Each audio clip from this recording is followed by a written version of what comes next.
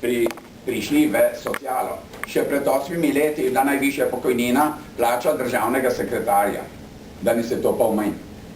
Tako da brez vsakega dvoma pokojnine padajo tudi v družbenem produktu, v BDP-ju, ki se znižuje.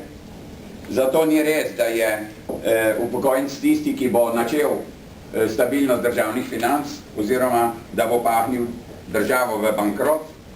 Jasno je, da v obdobju gospodarske in finančne krize ta zadeva prihaja z nekim drugim predznakom, ampak vendarle mi mislimo, da kar zadeva položaj upokojencev tudi v času krize, solidarnost, na podlagi katere se zagotavlja ta sistem prvega stebra, ne sme iti tako daleč, da bojo pač tisti z najnižjimi prejemki svojih pokojnin postali absolutni socialni problem in da bojo, če poenostavim, lačni.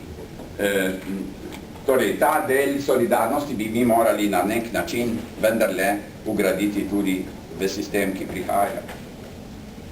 Kar zadeva modernizacijo, smo prepričani, da bo treba nekaj podaljšati delovno dobo.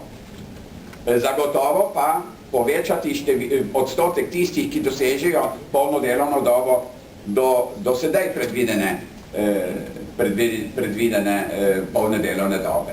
Ker vemo, da je 70% pokojnin majhnih zato, ker imajo manj kot polno delovno dobo oziroma približno to razmerje je 30-70, kar je seveda premalo, zagotovo pa bo treba, kljub temu, da smo že dosegli za leto pa nekaj mesecev povečanje upokojitvene starosti, tukaj še nekaj prispevati. Da ne govorim, da mi mislimo, da je prav, da bi se stimulirala podaljšana delovna doba nad zahtevano starost, najmanj linearno in seveda za vsa leta, ko bi kdo še delal, potem, ko je izpolnil pogoje za upokojitev, ker bi na ta način, pač tako kot bilo že rečeno, prispeval dvojni znesek v pokojninsko blagajno. Prispevke in svojo pokojnino za vsako leto. Danes je seveda na področju možnih sprememb hudo prisotna težnja po uravnilovki.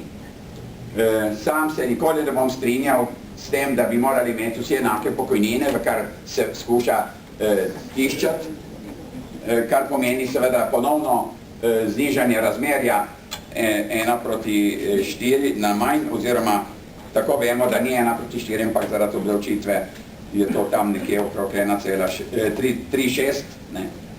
Torej, mi mislimo, da tisti z višjimi pokojninami nesorazmerno več plačujejo in nesorazmerno krajši čas črpajo. In zaradi tega je krivično in seveda v nasprotju z načelom pravičnosti zmanjševati to razmerje. Ob tem, da danes za nepokretnega bolnega starostnika komaj v povsem zasebnem domskem varstvu ta pokojnina pokrije osnovno ceno. V enem izmed zasebnih domov so rekli za pokretno gospo 1300 na mesec, za nepokretno 1500 evrov na mesec. To je pa najvišja neto pokojnina približno, če štejemo davke.